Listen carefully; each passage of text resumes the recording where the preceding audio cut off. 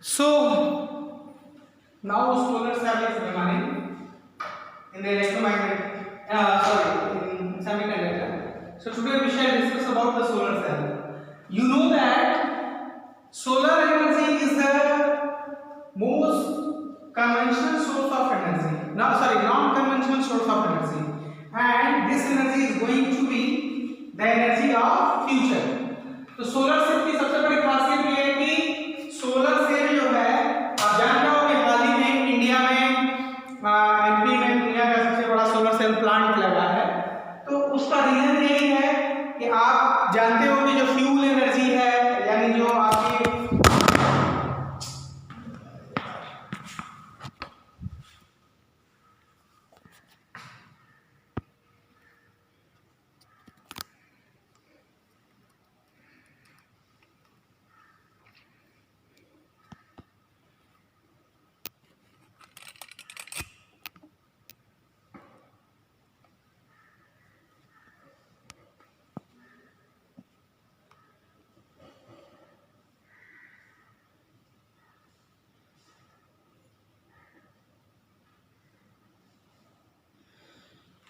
तो दुनिया में जो फ्यूल एनर्जी है ना, फ्यूल एनर्जी कह रहे हैं, दुनिया में जो फॉसिल फ्यूल एनर्जी है that is going to be extinct someday. अगर जिस रफ्तार से उसका यूज हो रहा है वो खत्म हो जाएगा। इसलिए आज जो डेवलप्ड कंट्रीज हैं as well as developing countries like India, China, है ना, और डेवलप्ड कंट्रीज में अमेरिका, फ्रांस, इटली, जो भी है, स्पेन वगैरह, वो पूरी तरह से कोशिश कर रहे हैं कि जब तक कोई alternative clean source of energy का इंतजाम नहीं हो रहा है, solar cell would play a very vital role in producing a clean source of energy, cheap source of energy and readily available source of energy। और इंडिया में आप जानते हैं सालाना धूप बहुत तेज होती है, स्पेशली आप गुजरात के इलाके में चले जाइए, राजस्थान के इलाके में चले आइए और सेंट्रल इंडिया के इलाके में चले आइए, तो यहाँ साल भर धूप खूब जबरदस्त मिलती है। इसलिए यहाँ से सोलर एनर्जी हम प्रोड्यूस कर सकते हैं और सप्लाई न केवल अपने देश में कर सकते हैं बल्कि ग्रिड बना के पूरे दुनिया में सप्लाई करके हम अपनी धात जमा सकते हैं और इस माध्यम से बहुत सारा फॉरेन करेंसी भी इकट्ठा कर सकते हैं, अपनी इकोनॉमी को स्ट्रॉन्ग कर सकते हैं। आजकल इस पे ऊपर बहुत बहस चल रही है, तो इसके बारे में हम बड़े ध्यान से पढ़ेंगे। सोलर सेल क्या होता है? It is a diode, it is a diode which convert sunlight into electrical energy। चलिए दूसरी चीज पे आ जाते हैं, बायसिंग की बात कर लें तो सबसे शानदार बायसिंग इसी की है। इसमें किसी बायसिंग की जरूरत पड़ती ही नहीं है ना, क्योंकि ये खुद इलेक्ट्रिसिटी प्रोड्यूस करेगा, तो इसमें बायसिंग की जरूरत नहीं होती है। इट डजंट रिक्वायर, ये बहुत इंपॉर्टेंट है, यही पूछता है व्हिच पीएन जंक्शन डायोड या which diode does not require any kind of biasing. तो कौन होगा? Solar cell. It require no biasing. चलिए ये हो गया। बायसिंग के बाद एग्जांपल में लेंगे, तो एग्जांपल में जनरली जो है गैलियम आर्सेनाइड, एग्जांपल में अगर हम देखने की बात करें तो स्पेशली गैलियम आर्सेनाइड या सिलिकॉन का यूज जो है ज्यादातर आजकल सस्ते पैमाने पर तो सिलिका अवेलेबल है, तो silicon and gallium arsenide, gallium arsenide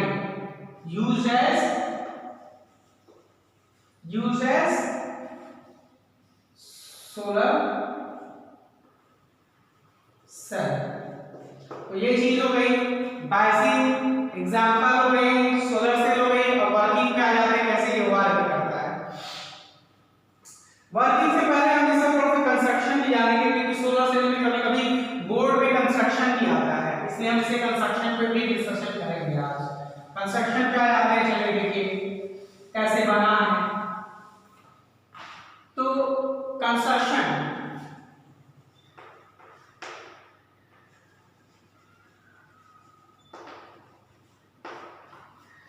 देखो कंस्ट्रक्शन में ये पोर्शन जो है, ये वाला पोर्शन एनोड है, ये फिंगर लाइक एनोड है, फिंगर लाइक इलेक्ट्रोड जिसको हम क्या कह रहे हैं, एनोड। और ये नीचे मेटालिक केसिंग है जो नीले रंग में बना हुआ है, ये क्या है आपका कैथोड। ठीक, चलिए कंस्ट्रक्शन में आप देख रहे हैं कि it consist of thin layer of P type. देखो ये पतला है, a thin layer of p-type grows over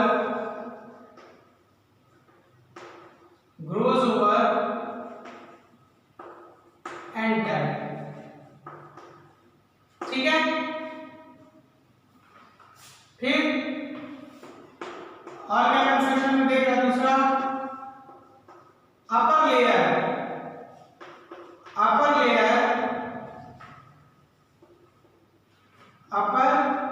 layer is provided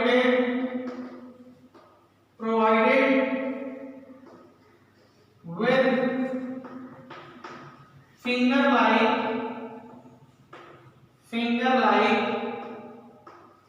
electrodes, है ना, which may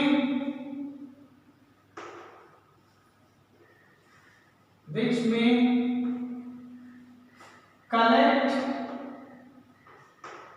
and provide path to the charge। जो चार्ज प्रोड्यूस होगा उसको रास्ता दे सके। तीसरे में आप देख रहे हो एन टाइप सेमीकंडक्टर है, तो N type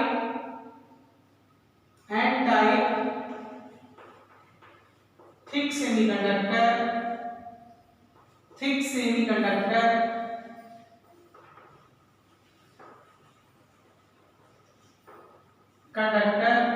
is provided with, भाई इसमें तो इलेक्ट्रोड लगा हुआ है, तो ये इलेक्ट्रोड है इनके नीचे, ठीक है, कैथोड पर प्रोवाइडेड विद मेटालिक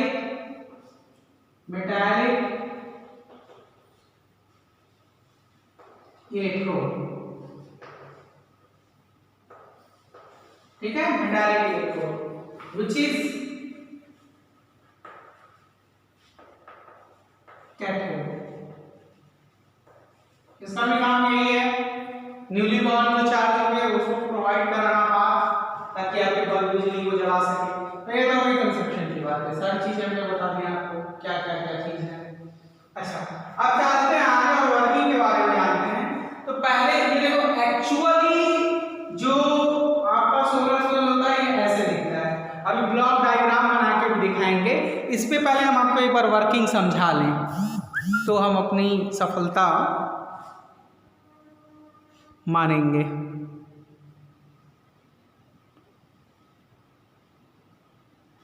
ठीक है, तो चलिए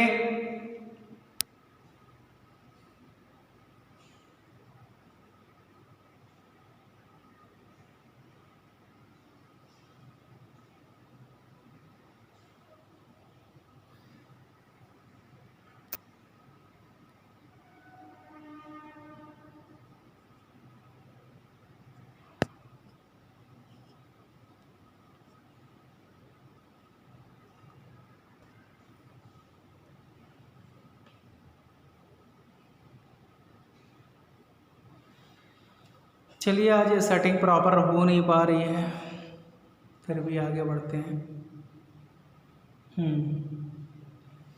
तो इसे हम अभी समझते हैं।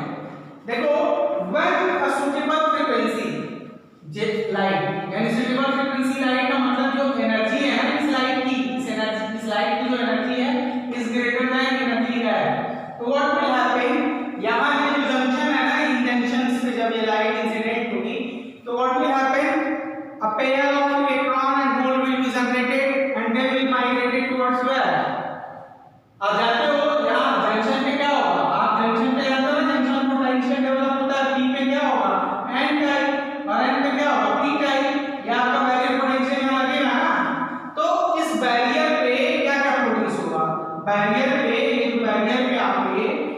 इलेक्ट्रॉन और होल गिर रहे हैं, सॉरी जो लाइट रे गिर रही है जिसकी वैल्यू क्या है, ग्रेटर देन एनर्जी है, तो ये क्या करेगा, एक इलेक्ट्रॉन प्रोड्यूस करेगा और एक होल, एक इलेक्ट्रॉन प्रोड्यूस करेगा और एक होल, एक इलेक्ट्रॉन प्रोड्यूस करेगा और एक होल। तो जाहिर सी बात है होल क्या है, पॉजिटिव चार्ज है, तो किधर जाएगा, होल अगर पॉजिटिव चार्ज है तो नेगेटिव साइड में जाएगा, तो नेगेटिव साइड में जाने का मतलब कि अपनी साइड में जाएगा।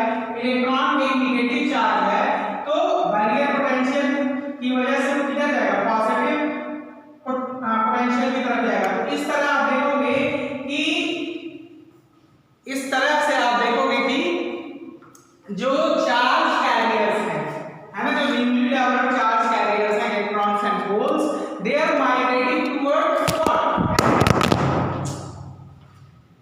तो कर दिया है एकदम।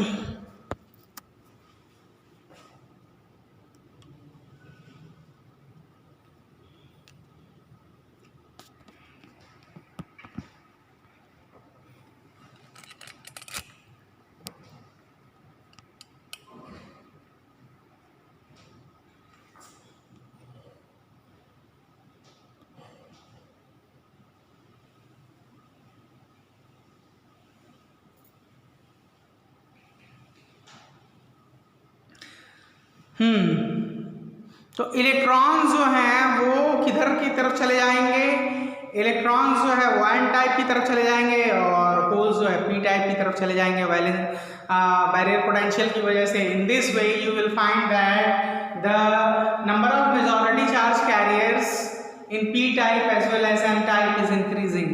तो क्या होगा, ये जो एक्स्ट्रा इलेक्ट्रॉन इकट्ठे हो रहे हैं एन टाइप में और जो पी टाइप में, उसको हम हार्नेस कर सकते हैं, वायर लगाएंगे और एक्स्ट्रा इलेक्ट्रॉन क्या होंगे, वायर के थ्रू बहना शुरू हो जाएंगे और वही फ्लोइंग चार्ज, चाहे वो इलेक्ट्रॉन हो या होल हो, वो क्या कहलाएगा, करंट। बिजली जलाना है उसे बिजली जलाइए, पंखा चलाना है पंखा चलाइए, जो चलाना है वो चलाइए, ठीक है। तो ये एक तो आउटले हो गई कि एक्चुअल जो है आपका सेमीकंडक्टर कैसा दिखता है, कौन सा, सोलर सेल का, जिसकी कोई बायसिंग नहीं होती है। अब इसके बाद हम ब्लॉक डायग्राम के थ्रू आपको इसकी वर्किंग को समझाएंगे। चलिए कंस्ट्रक्शन हो गया, वर्किंग।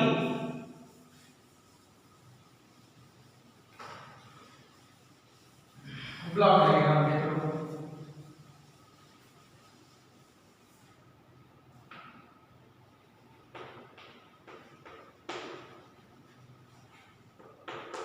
पॉइंट्स में ही समझाएंगे हम। ब्लॉक डायग्राम में यहां बना रहे हैं इसका, ताकि एक साथ हम दोनों को टैली कर सकें ब्लॉक डायग्राम। तो ब्लॉक डायग्राम जब हम बनाएंगे बच्चों, हमको ये मालूम है कि ब्लॉक डायग्राम बनाते समय हम क्या ध्यान रखेंगे कि डिप्लीशन लेयर इसका जो होता है वो बहुत बड़ा होता है। यहां से बनाना शुरू करते हैं। ये तुम्हारा पी टाइप हो गया, पी टाइप में क्या होगा, होल होगा, मेजॉरिटी चार्ज कैरियर है ना, थोड़ा बहुत माइनॉरिटी में डालो, यानी इलेक्ट्रॉन्स आपको भी यहां डाल देते हैं। डिप्लीशन इससे क्या होता है, बहुत बड़ा होता है, लाइक फोटोडायोड। लेकिन याद रखिएगा फोटोडायोड में क्या होता है, बायसिंग, इसमें बायसिंग नहीं होगा। ये आपका डिप्लीशन रीजन। डिप्लीशन रीजन बोले तो इधर कोई चार्ज नहीं होगा, क्योंकि सारे चार्जेस क्या हो गए हैं, जो भी इलेक्ट्रॉन एंड होल्स हैं, रिकॉम्बिनेशन की वजह से कोवैलेंट बॉन्ड बना चुके हैं और यहाँ फ्री इलेक्ट्रॉन या फ्री होल नहीं है। इसके बाद आपका हमने आपको बताया था ना कि पी टाइप जो होगा वो थोड़ा छोटा होगा और एन टाइप हम इसमें थोड़ा बड़ा रखेंगे, इसलिए ये चीज आप साफ दिखेगी। देखिए पी टाइप हम थोड़ा छोटा रखेंगे और एन टाइप थोड़ा बड़ा रखेंगे, तो ये बहुत इंपॉर्टेंट है। तो ये एन टाइप है,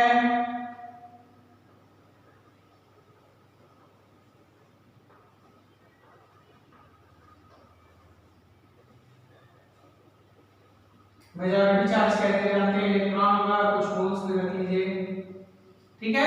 यहां आप याद रखेंगे कि size of N type is greater than size of P type, ठीक है। चलिए अब आगे की तरफ चलते हैं। देखिए क्या हमने इसमें कोई बायसिंग की है क्या? नहीं जी साहब, हमने इसमें कोई बायसिंग नहीं की है। अब होगा क्या, आप ध्यान दीजिए। वर्किंग में आप स्टेप वाइज लिखेंगे। वर्किंग में पहला जो पॉइंट लिखेंगे वो ये कि जब सुटेबल फ्रीक्वेंसी का, ये सुटेबल फ्रीक्वेंसी की लाइट रेज के ऊपर फॉलो हो जाएगा, हम यहाँ बता रहे थे हैं कि ई जो एनर्जी ऑफ दिस लाइट है इज ग्रेटर देन ईजी है, एनर्जी है, ठीक है। तो पहला पॉइंट यही लिखेंगे, व्हेन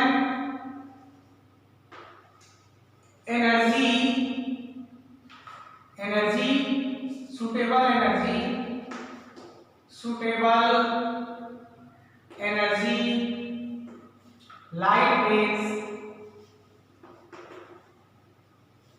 fall, light rays की जगह sunlight करेंगे, sun rays या sunlight लिखिए क्योंकि हमें सोलर सेल से मतलब है। sunlight fall over depletion layer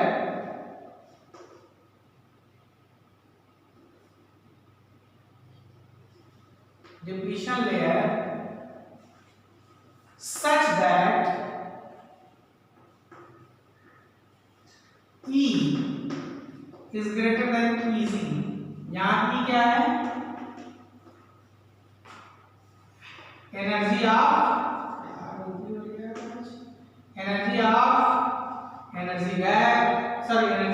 light, sunlight and EZ is energy gap, ठीक है। इसका मतलब अच्छा सोलर सेल कौन होगा जिसका एनर्जी गैप कम होगा, ताकि कम से कम लाइट में ज्यादा से ज्यादा इलेक्ट्रॉन गैप क्रॉस करके कंडक्शन पॉइंट पे जाए और कंडक्शन शुरू कर दें। अब स्टेप 2 देखो, जब suitable energy is falling on the depletion region, तो कोवेलेंट बॉन्ड टूटना शुरू हो जाएगा। यानी अब क्या होगा कि कोवेलेंट यहाँ क्या हुआ था, डिप्लीशन रीजन क्यों बना था? Due to the recombination of electrons and holes, covalent bond बन गया था, इसलिए कोई चार्ज नहीं रहे।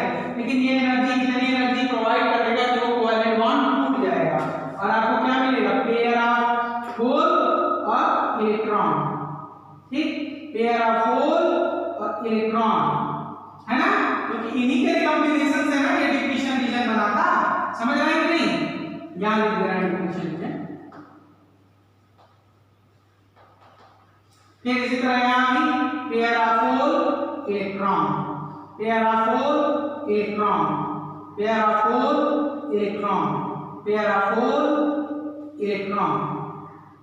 तो ये क्यों जनरेट हो रहे हैं?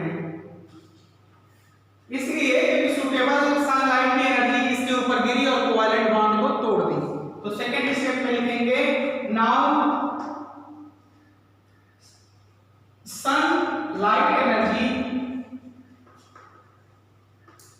Energy will break covalent bond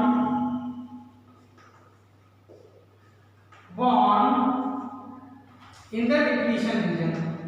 the depletion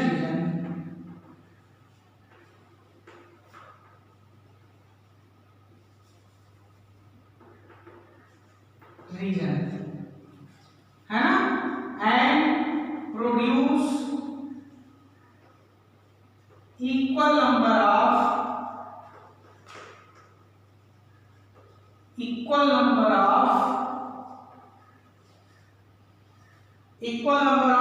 electrons and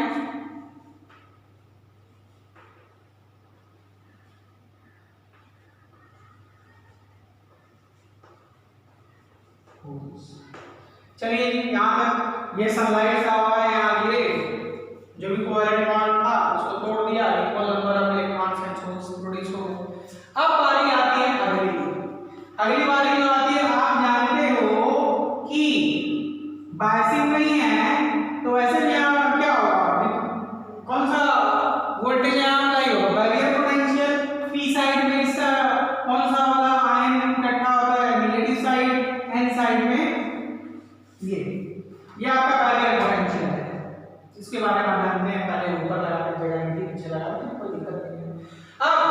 यहाँ तक किसी भाई बंधु कोई दिक्कत नहीं है, तो अब हम आगे चले यानी थर्ड पॉइंट लिखवाना शुरू कर देते हैं आप। तो थर्ड पॉइंट में आप देखिए क्या होगा। अब होल जो है वो है पॉजिटिव, आप जानते हैं, और इलेक्ट्रॉन है नेगेटिव, ये पॉजिटिव है, ये नेगेटिव, ये पॉजिटिव, ये negative, positive negative, positive negative, positive negative. अब आप भी बताइए कि अगर पोटेंशियल जो लगा हुआ है नेगेटिव वाला वो पी पे है, तो होल पॉजिटिव है, तो ये यूनिफॉर्म होल किधर जाएगा, पी टाइप में ना, तो आप लिखोगे ड्यू टू बैरियर पोटेंशियल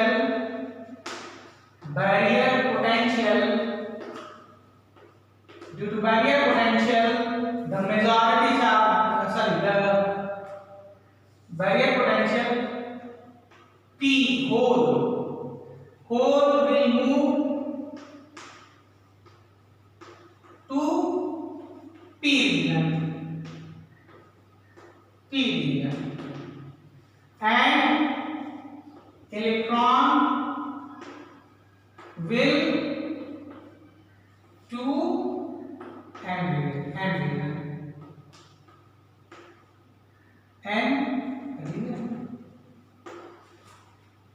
समझ रहे हैं। अब क्या होगा, ये जो होल था वो किधर चला गया, ये इधर आ गया, ये होल इधर आ गया, ये होल इधर आ गया, है जी, ये इलेक्ट्रॉन इधर चला गया, ये इधर चला गया, ये इधर चला गया, फिर ये होल इधर आ गया, इधर आ गया, इधर आ गया, ये होल इधर चला गया, इधर चला गया, इधर चला गया। इन this way you will find that fourth वाले में now concentration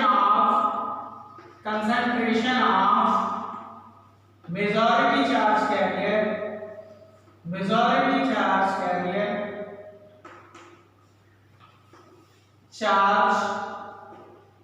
carrier has increased. Carriers have increased.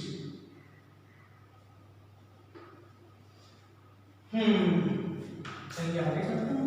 तो भैया आप नहीं बताइए कि क्या हुआ, इतना ज्यादा चार्ज यहाँ इकट्ठा है, यहाँ खूब सारा होल इकट्ठा है, यहाँ खूब सारा इलेक्ट्रॉन इकट्ठा है। तो अब जैसे ही आप वायर लगाएंगे, आपने कहा भैया हमको पंखा चलाना है, आपने जैसे ही वायर लगाया अपने पंखे पे, ये लीजिए जी साहब आपका पंखा गर्मी में चलाने के लिए, इसको आपने जोड़ दिया किसके साथ, यहाँ आपको याद है इलेक्ट्रोड लगाया था हमने पी और एन साइड में, याद ही होगा। तो इलेक्ट्रोड से जब जोड़ देंगे तो यहाँ से होल जो है वो बहना शुरू कर देगा, या यू कहेंगे ये इलेक्ट्रॉन इधर से बहना शुरू कर देगा ना, क्योंकि यहाँ मेजॉरिटी चार्ज कैरियर है, तो इलेक्ट्रॉन इधर से बहना शुरू कर देगा। और इस प्रकार जब इलेक्ट्रॉन इधर से बहना शुरू कर देगा तो इलेक्ट्रिसिटी का फ्लो शुरू हो जाएगा। ये क्या होगा, सोलर करंट। तो सोलर करंट आपके पंखे को यहीं बगल में बत्ती में जला लीजिए,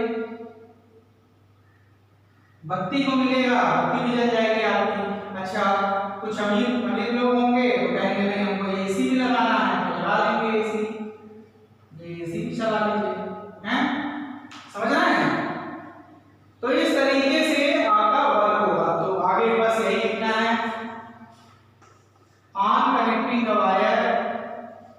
on connecting the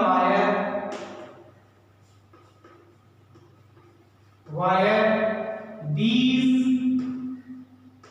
extra charges flows through the wire,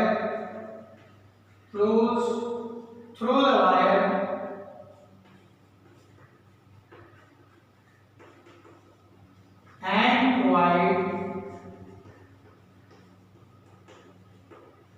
provide electricity.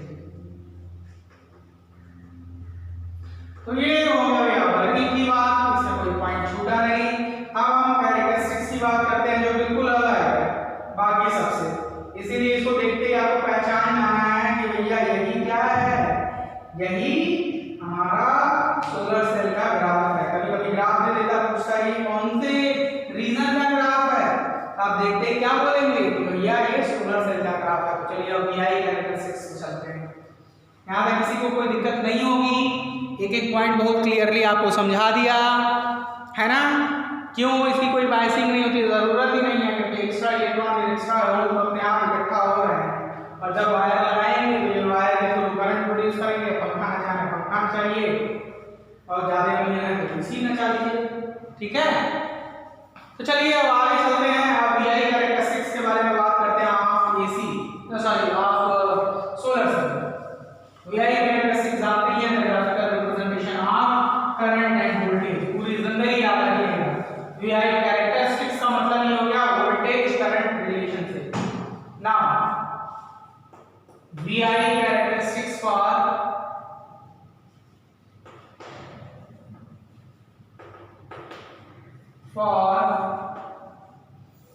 Solar cell.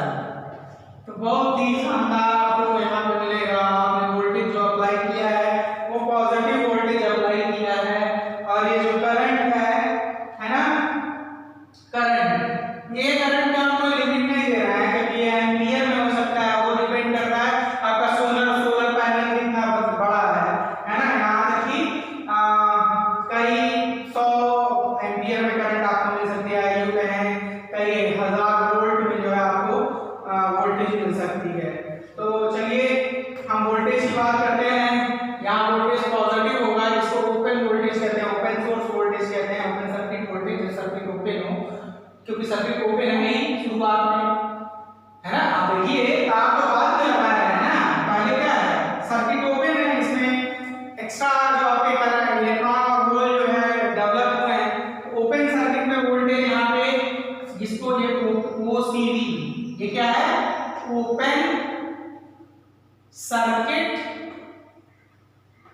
Voltage, यानी जब आपने कोई भी इलेक्ट्रिकल डिवाइस अभी अप्लाई नहीं की है इस सेल में, उस दौरान जो वोल्टेज डेवलप हुआ था। तो यहाँ ओसीवी आपको मिलेगा और यहाँ शॉर्ट सर्किट करंट मिलेगा, यानी वो करंट जब आपने कोई करंट जब आपने करंट उससे ड्रॉ करना शुरू नहीं किया था, तो इसको आईएससी भी कहते हैं। आप कमांड करेगा तो केवल आई लिखिएगा। तो यहाँ आईएससी जो है वो क्या है short circuit current. Short circuit current का मतलब ये होगा कि जब आपने डिवाइसेस लगा के करंट खींचना शुरू किया, ठीक है। अजीत साहब को बहुत परेशानी होगी तो कुछ ना करेंगे, ऐसे ग्राफ ड्रा करेंगे, ऐसे लिख देंगे, यहाँ वोल्टेज है, इसको लिखेंगे वीओ ओपन सर्किट में, और इसको यहाँ लिखेंगे करंट क्लोज सर्किट, ठीक है। कोई दुख कोई परेशानी नहीं होनी चाहिए, है ना। ऐसा ग्राफ जिसमें आपको वीआई ग्राफ फोर्थ क्वाड्रेंट में मिले, आंख मूंद के कहेंगे भैया ये सोलर सेल का है, हमको और कोई मतलब नहीं है, सोलर सेल का है, पहचान गए, ठीक है। अब आगे चलते हैं और देखेंगे कि कौन कौन से मटेरियल, उसके बारे में तो बात हुई है कि स्पेशली हम सिलिकॉन का, गैलियम आर्सेनाइड का, आजकल जो है कैडमियम टेलुराइड और गैलियम इंडियम सेलेनाइड का यूज करते हैं, तो उसके बारे में बात छोड़िए। तो कभी कभी यह आता है question, what should be the criteria of selection of material for solar cell, selecting material for solar cell. तो इसके बारे में हम डिस्कस कर लेते हैं। चलिए इसको दिखाते हैं, क्योंकि सोलर सेल जानने के बहुत इंपॉर्टेंट है आज के जमाने में, कुछ भी आ सकता है इन सब में से। तो क्राइटेरिया क्या होना चाहिए, what should B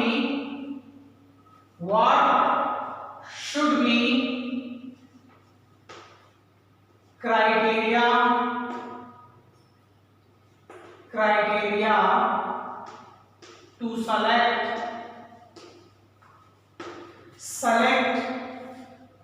a material या डायोड फॉर सोलर सेल। तो पहली जरूरत तो यही है, फर्स्ट क्राइटेरिया की बात करें तो पहला क्राइटेरिया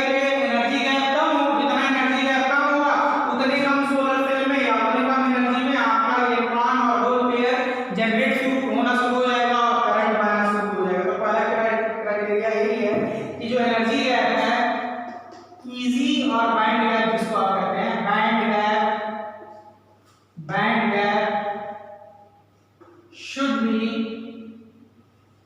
should be low, है ना। पता चले इतना हाई है, आप पूरा सोलर एनर्जी ला रहे हैं, वही वही इलेक्ट्रॉन नहीं निकल पा रहा है, तो फायदा क्या है।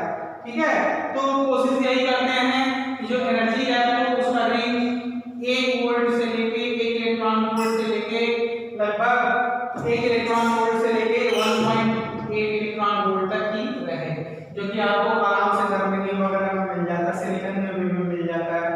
ठीक है, या कुछ ऐसे भी एग्जांपल्स हैं, जैसे गैलियम में मिल जाता है, सॉरी सिलिकॉन में मिल जाता है, सिलिकॉन आर्सेनाइड में मिल जाता है ना, गैलियम आर्सेनाइड में मिल जाता है। और आजकल तो और भी बड़े अच्छे गैलियम आर्सेनाइड में मिल जाता है, और गैलियम आर्सेनाइड टेल्लुराइड में मिल जाता है, गैलियम आर्सेनाइड टी, ये जो है ना टेल्लुराइड है, ये भी एक एलिमेंट होता है। तो चलिए इसके बारे में बाद में बात होती रहेगी।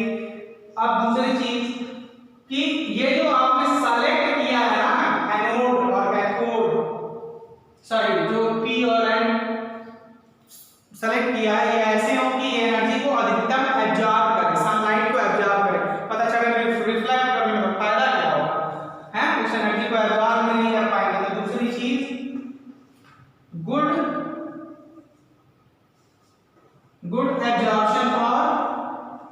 absorption for sunlight। देख ले भैया रिकॉर्डिंग हो रही है, दो बार मोबाइल निकल गया है। हाँ चलिए अभी सही सलामत है। फॉर सनलाइट, ठीक है। इसके बाद अगली बात करें तो इलेक्ट्रिकल कंडक्टिविटी इसकी क्या होनी चाहिए, हाई होनी चाहिए। एबिलिटी बाकी कॉस्ट फैक्टर वेक्टर की बात है, cost of making should be low.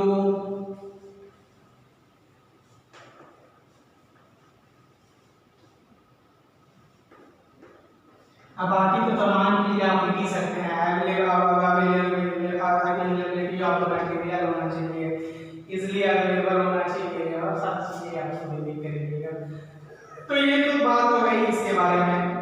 अब एडवांटेजेस क्या है सोलर सेल के, ये बहुत इंपॉर्टेंट है, बहुत ही इंपॉर्टेंट है एडवांटेज। जैसे एलईडी का एडवांटेज देखे थे ना, लंबा था, लंबा ड्यूरेबल टाइम तक चलता था, लो कॉस्ट था, कंफर्टेबल था, कम जगह लेता था, डिफरेंट कलर की रोशनी प्रोड्यूस कर सकता था, ये सारी चीजें। अब इसी तरह इसका सोलर सेल का क्या एडवांटेज है देख लीजिए, क्यों दुनिया सोलर सेल के पीछे परेशान है। एडवांटेज ऑफ सोलर सेल, तो एडवांटेज ऑफ सोलर सेल की बात करें तो सबसे पहली चीज जो हमारे दिमाग में आती है वो है कि सोलर सेल पहली चीज तो पॉल्यूशन फ्री है, दूसरा लॉन्ग लास्टिंग है, मेंटेनेंस फ्री है, फ्री ऑफ कॉस्ट है। हाँ, हमें सोलर सेल से जो एनर्जी मिलेगी, solar energy is pollution free।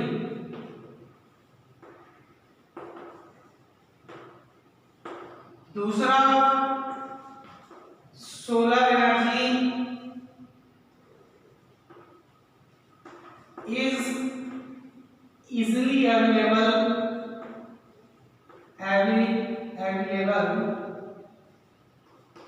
in whole country। चौथा, तीसरा, it is very cheap। पांचवा, चौथा, अरे 1 2 3 4 लिखवा दिया। चौथा, लॉन्ग लास्टिंग है, durable and long lasting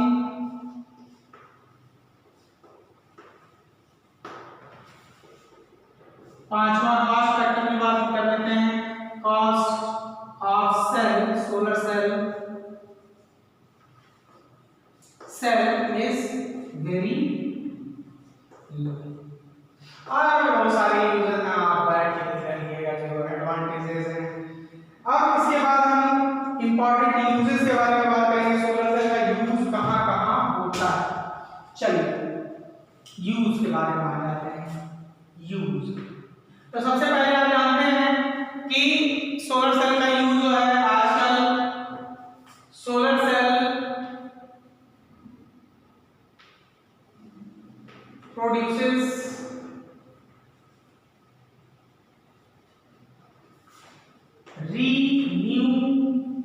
renewable energy, so it is the most promising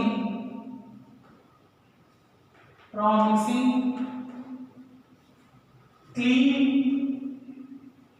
and cheap energy for humankind। तो मानवता के लिए भैया ये सस्ता और बहुत ही प्रॉमिसिंग एनर्जी है कि भविष्य में प्रदूषण की संभावना को ये खत्म कर सकेगा। ठीक है, फिर इसके बाद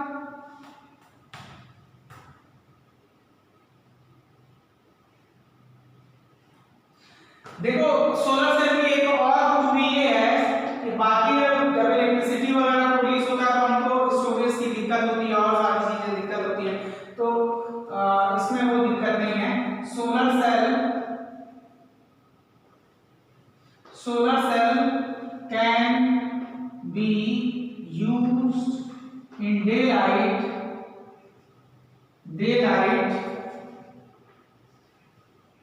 and its stored energy can be used in night। ठीक है, तीसरा solar cell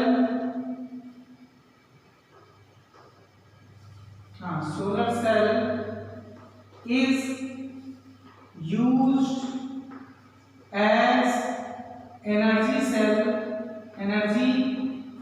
used as energy source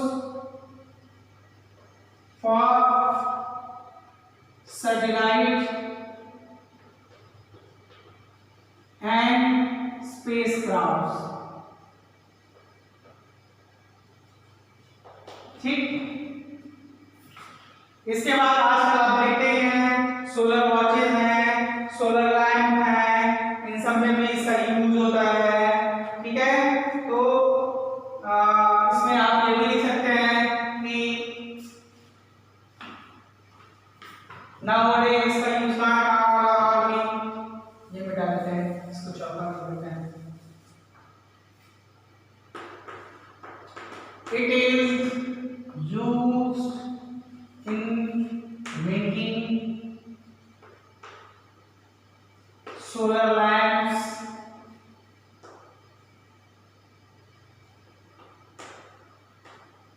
solar watch etcetera, और बहुत सारी यूजेस है सोलर लाइट का, वो आप देख लीजिएगा, काफी है। बाकी आप सारी चीजें जान चुके हैं।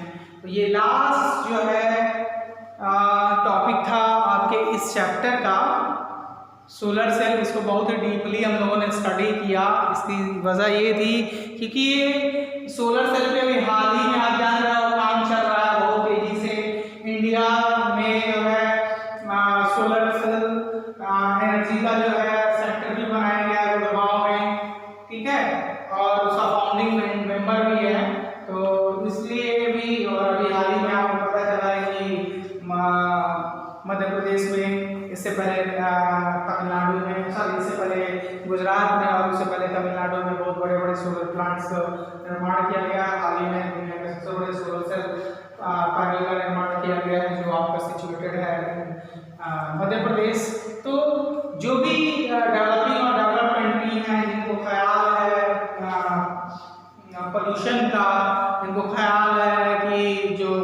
फॉसिल फ्यूल है वो ज़्यादा दिन चल नहीं पाएंगे, वो स्पेशली अब वर्क करना शुरू कर चुके हैं सोलर सेल पे, ताकि हमको एक क्लीन एनर्जी मिले और ड्यूरेबल एनर्जी मिले।